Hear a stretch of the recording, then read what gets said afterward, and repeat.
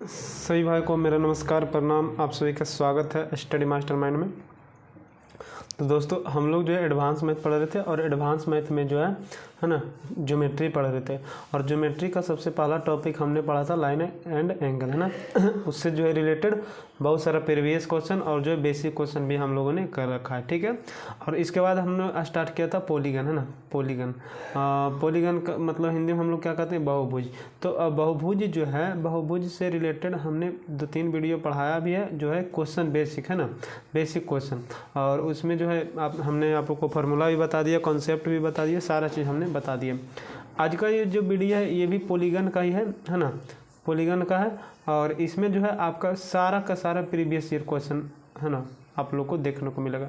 मतलब टोटल हम 50 से 60 प्रीवियस ईयर क्वेश्चन कराएंगे सिर्फ पॉलीगन से, जो सारा का सारा रेलवे में जो है एनटीपीसी और ग्रुप डी और जो है एएलपी सब एग्जाम में पूछा गया है।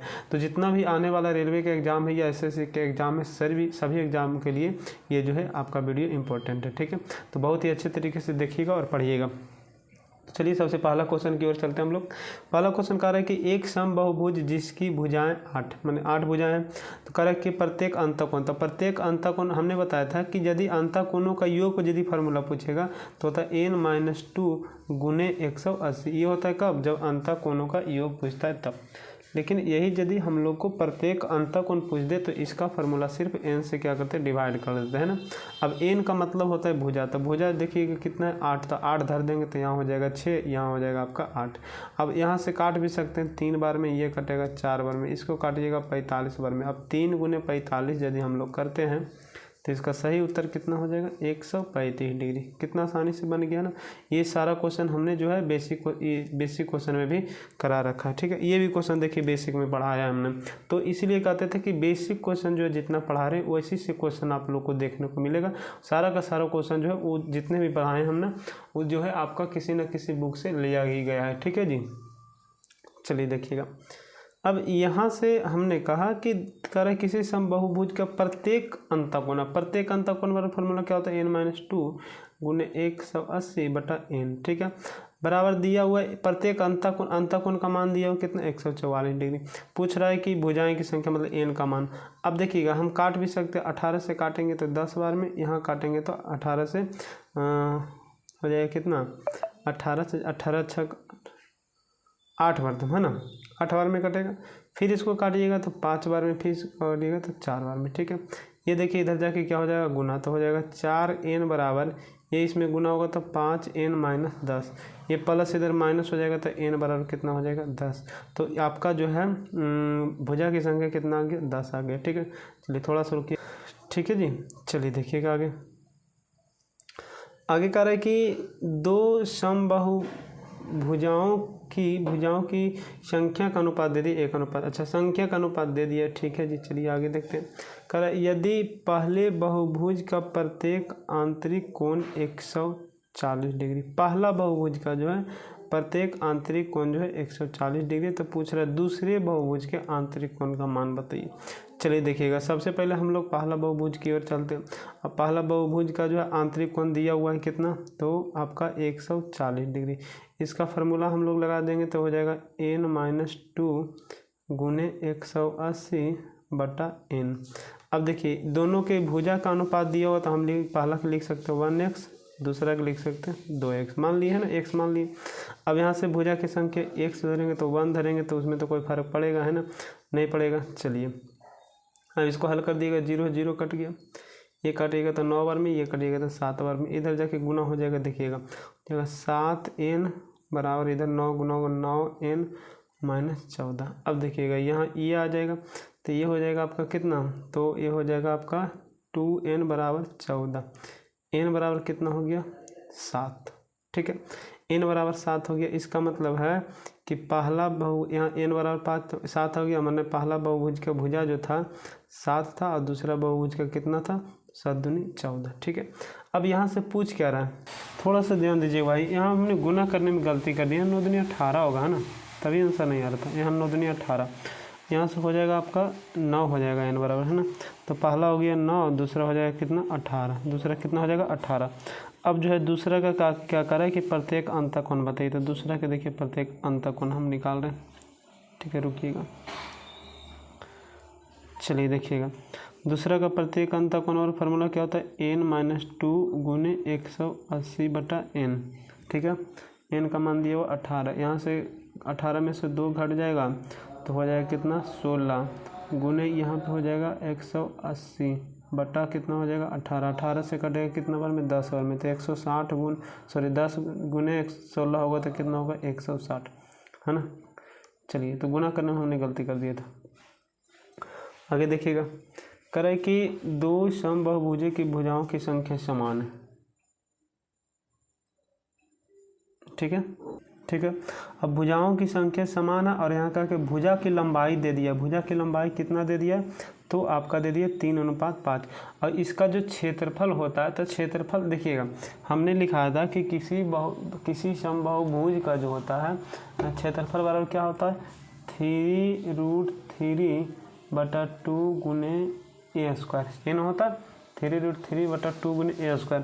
अब बटा, तो इसको a1 कर दे तो फिर यहाँ करेंगे 3√3/2 गुने a² क्योंकि 2 भुजा दिया हुआ। अब देखिए तो कट जाएगा आपका। ठीक है, अब यहाँ से देखिएगा, पहला भुजा की लंबाई दिया हुआ है कितना 3, दूसरा का 5, तो 3 का स्क्वायर 3 दिया 9, 5 का स्क्वायर 5 5 25। तो देखिएगा ये तो डायरेक्ट हम लोग को बन गया 9:25। ठीक है, चलिए आगे देखते हैं। कह रहे हैं कि किसी बहुभुज के जो है 5 कोनों का मान दिया हुआ है। ठीक है, तो कह रहे 5वां कोण, 4 कोनों का मान दिया हुआ है, कह रहे 5वां कोण। तो देखिएगा यहाँ से पंचबाहुभुज का जो होता है कोनों का योग कितना होता है, तो पंचबाहु पहले लगाएंगे ना, आंतरिक कोनों का योग जो होता है, अंतः कोनों का योग फार्मूला होता है n-2 गुने 180 डिग्री। अब यहाँ से जो है आपका पंचभुज, तो n बराबर 5 हो गया, तो 5 - 2 करेंगे तो 3, 3 गुना मतलब 540 डिग्री। टोटल कोनों का, पाँचों कोनों का योग 540 है। तो पूछ रहा है कि क्या चीज़ आपका, तो 4 कोण दिया हुआ। तो अब देखिएगा, यदि पाँचों कोनों का योग में ये चारों कोनों को जोड़कर घटा देंगे तो आपका 5वां कोण नहीं निकल जाएगा, तो बिल्कुल निकल जाएगा। तो यहाँ से हम लोग को 5वां कोण जब निकालना है तो इनको जो है ना पूरा जोड़कर इसमें घटा दीजिए। अब इसको पूरा जोड़िएगा ना तो 410 आएगा। ठीक है, आप लोग जोड़ लीजिएगा, तो इसका जो है 5वां कोण कितना आ जाएगा 130 डिग्री। ठीक है, आगे देखिएगा, करें यदि किसी बहुभुज के अंतःकोण और बहिष्कोण का अंतर, माने बहिष्कोण और अंतःकोण मतलब जो है अंतः प्लस बाहरी कोण जो है का माइनस, क्योंकि अंतर न दिया हुआ है, अंतर दे दिया कितना 36 डिग्री। और अंतःकोण और बाह्य कोण का योग कितना डिग्री होता है, तो हमने लिखाया था कितना डिग्री होता है 180 डिग्री होता ना। चलिए, अब यहाँ से समीकरण 1-2 से घटा देंगे तो दोनों कट जाएगा, है ना। तो देखिएगा 2 अंतः बराबर हो जाएगा, 2 अंतः बराबर हो जाएगा आपका, दोनों को जोड़ देंगे ना, जोड़ने पर प्लस माइनस कट जाएगा ना। तो 2 अंतःकोण बराबर हो जाएगा आपका 16 हो गया, और 11 का 1 हो गया 216 हो गया। तो 1 अंतःकोण बराबर कितना होगा, तो 1 अंतःकोण बराबर, तो 2 से काट देंगे, 2 मतलब 108। ठीक है, 108। अब यहाँ से कह रहा है भुजाओं की संख्या बताइए, तो अंतःकोण बराबर फार्मूला क्या होता है n-2 गुने 180/n। ठीक है, बराबर दिया हुआ कितना 108। अब देखिए 18 से 10 बार में, 18 से 6 बार में, 18 6 को 78 होता है ना। अब देखिए यहाँ से 5 बार में कटेगा, यहाँ से 3 बार में कटेगा, ये जाके गुना हो जाएगा, तो हो जाएगा 3n बराबर, ये इसमें गुना हो जाएगा 5n - 10 प्लस इधर माइनस, मैंने 2n बराबर हो गया 10, तो n बराबर कितना 5। ठीक है, चलिए आगे देखते हैं। यहाँ से कह रहा है कि जो है आपका एक समबाहुभुज के एक अंतःकोण और एक जो है बाहरी कोण का अनुपात दिया हुआ है। ठीक है, चलिए आगे देखते हैं। तो कह रहे भुजाओं की संख्या, अच्छा अंतःकोण और बाह्य कोण का जो है अनुपात दिया हुआ और भुजाओं की संख्या पूछ रहा है। तो सबसे पहले हमने बताया था कि अंतःकोण और बाहरी कोण का जो होता है आपका योग जो होता है 180 डिग्री होता है। तो यहाँ जो 180 डिग्री होता है, यहाँ देखिए तो आपका कितना दोनों का योग है 5। यदि हम बाहरी कोण निकालते हैं तो कितना से गुना करना पड़ेगा 1 से, इसको काट दीजिएगा तो कितना हो जाएगा 36। अब यहाँ से 36 हो गया, तो प्रत्येक बाहरी कोण बराबर कितना हो गया 36 डिग्री।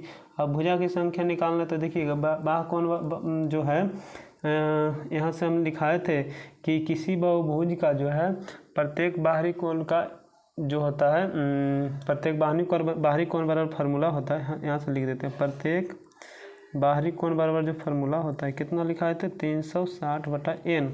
अब n का तो मान जब हम लोग को निकालना है और यहाँ से प्रत्येक कोण हम निकाले थे कितना 36, तो 36 बराबर 360/n।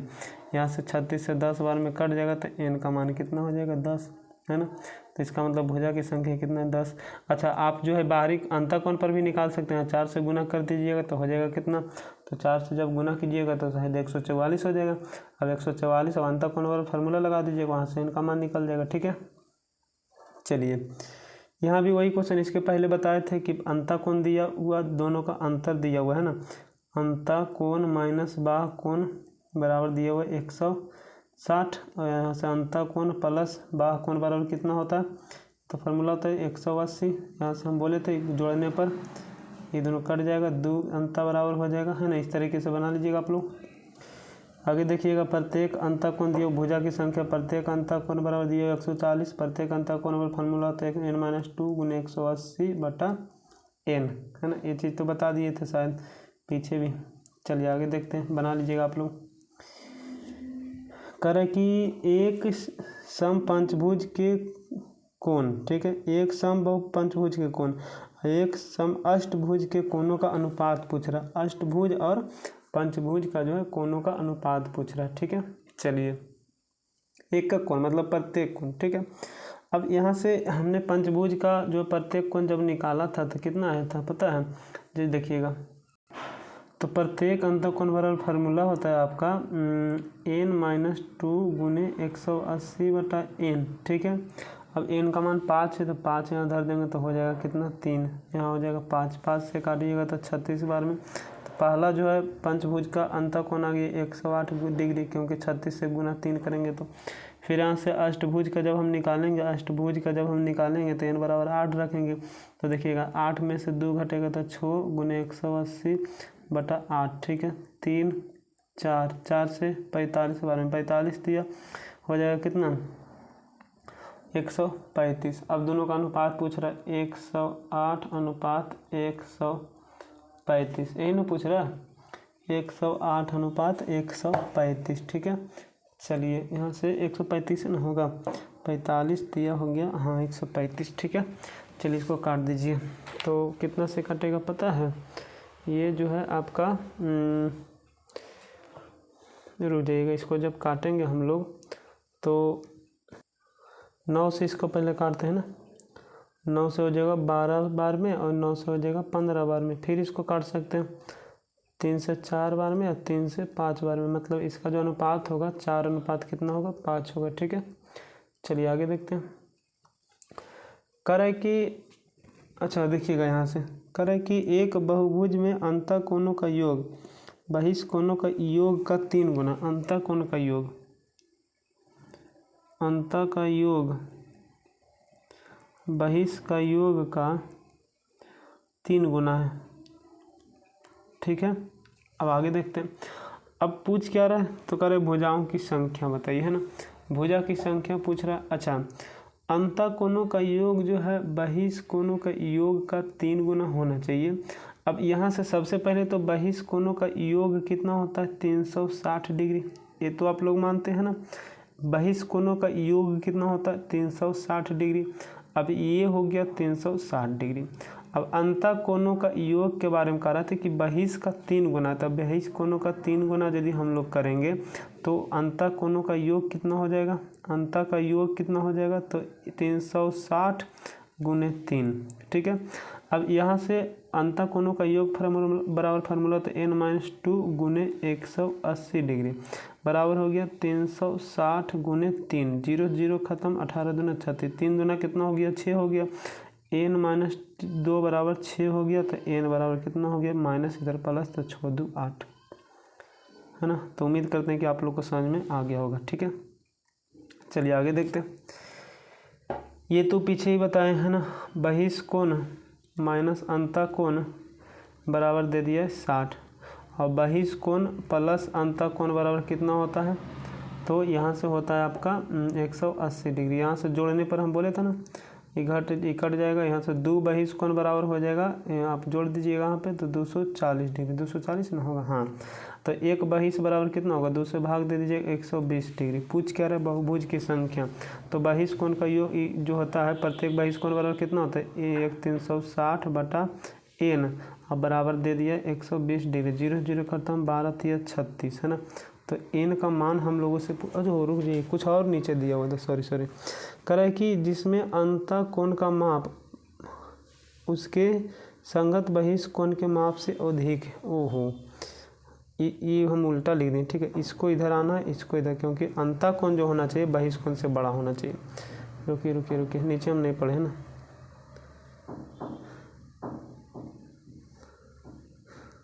पूरा हटा देते, रुकिए फिर से लिखते हैं इसको।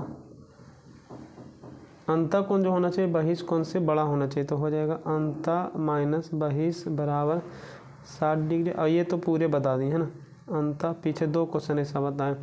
बहिष बराबर दे दिया 180 डिग्री होता है इसका फार्मूला। ये प्लस करने पर घट जाएगा, 2 अंतः बराबर हो जाएगा 240, एक अंतः बराबर हो जाएगा कितना, 120।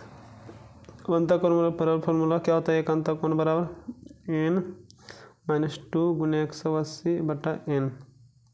0 0 खत्म, 12 दूना 24, 6 दूना 12 और 6 18, इधर किधर गुना हो जाएगा तो हो जाएगा 2n बराबर 3n - 6, प्लस इधर माइनस होगा, n बराबर कितना हो जाएगा 6, ठीक है। चलिए आगे देखते हैं। करें कि किसी सम अष्टभुज का प्रत्येक अंतः कोण जो है, अष्टभुज का प्रत्येक अंतः कोण दे दिए 135 डिग्री, ठीक है। तो कह रहा है कि अष्टभुज के प्रत्येक बाहरी कोण का मान पूछ रहा है, ठीक है। अष्टभुज के प्रत्येक बाहरी कोण का मान पूछ रहा है। तो देखिएगा है कुछ नहीं, यहाँ पे समझिएगा क्या कर रहा है।